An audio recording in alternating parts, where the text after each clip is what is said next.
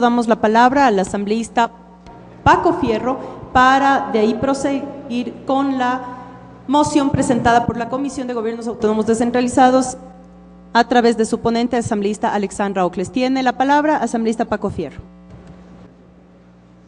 Ecuatorianas y ecuatorianos, buenas tardes. Señora presidenta, señoritas, señoras, señores asambleístas, buenas tardes. Yo arrancaré diciendo un dicho popular que se dice en mi pueblo y creo que en varias partes del país, nos dice: de todas maneras, la calavera es ñata.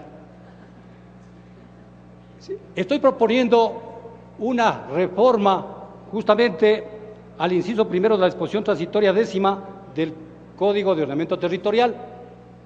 ¿Y qué es lo que pretendo con aquello? ¿Hacia dónde voy?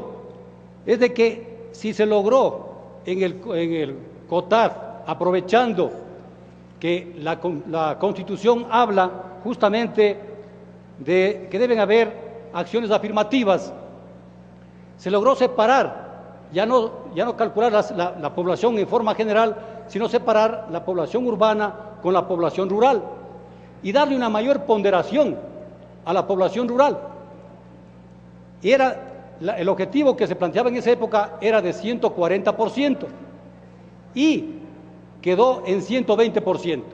Pero es lógico. ¿Por qué? Porque las obras se realizan en estas comunidades, sectores más alejados del país, son mucho más costosas, pues. En esos sectores cuesta 2 o 3 veces más, el hierro es más caro, el cemento es más caro, la transportación es más cara y por lo tanto con ese 120% no es suficiente. Y por lo tanto planteo mejorar esta acción afirmativa que se puso en el COTAD de 120 a 140%. Escucho aquí, por ejemplo, que se dice de que no necesariamente va a ayudar a los sectores más pobres en el cumplimiento de sus metas, que no va a ayudar a disminuir esas necesidades básicas insatisfechas. Yo no estoy de acuerdo. En el campo las obras se las realiza justamente en los sectores más olvidados, más alejados, indígenas, campesinos.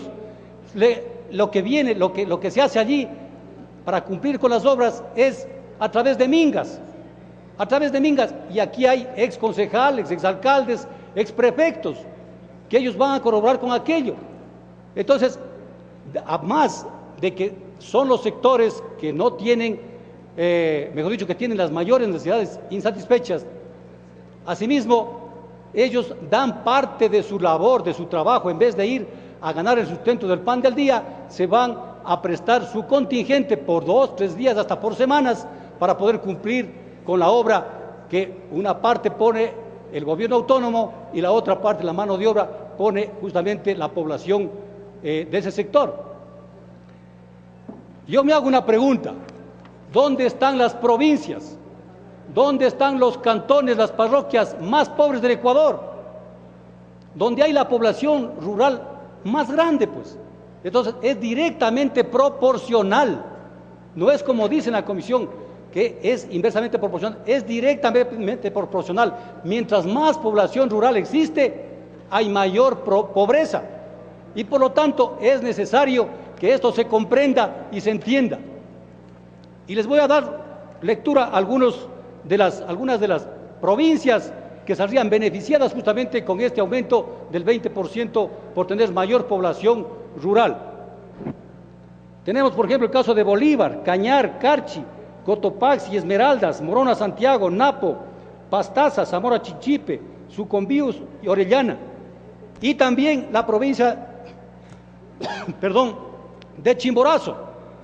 Y quiero aclarar aquí, en la provincia de Chimborazo hay los cantones más pobres del país, pues, porque hay la mayor cantidad de población indígena en el cantón de Alausí, en el cantón Colte, en el cantón Guamote.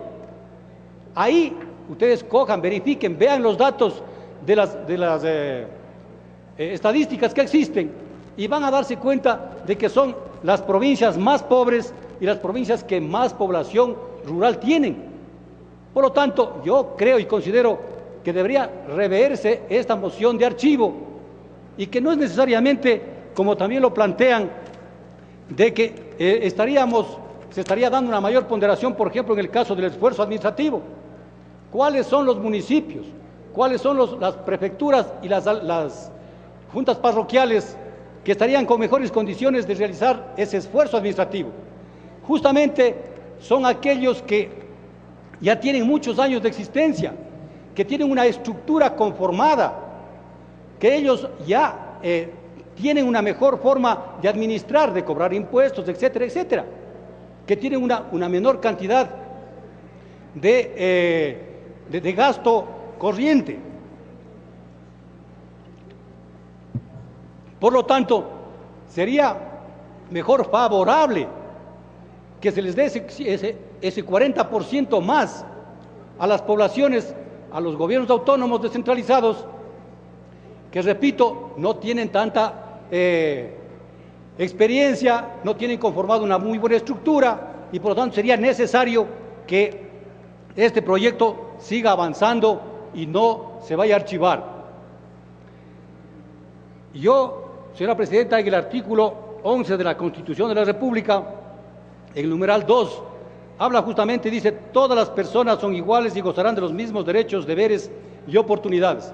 Y en la parte final dice: el Estado adoptará medidas de acción afirmativa que promuevan la igualdad real en favor de los titulares de derechos que se encuentran en situación de desigualdad.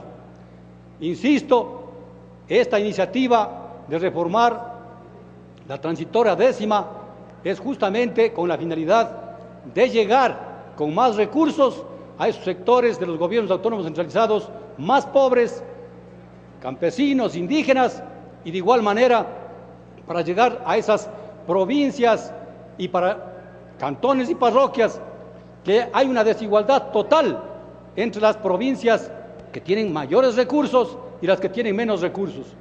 En todo caso, queda a criterio del Pleno si se archiva o no se archiva. Tienen los votos más que suficientes, y como arranqué con mi intervención indicando que hagas lo que hagas, la calavera es ñata. Muchísimas gracias, señor presidente.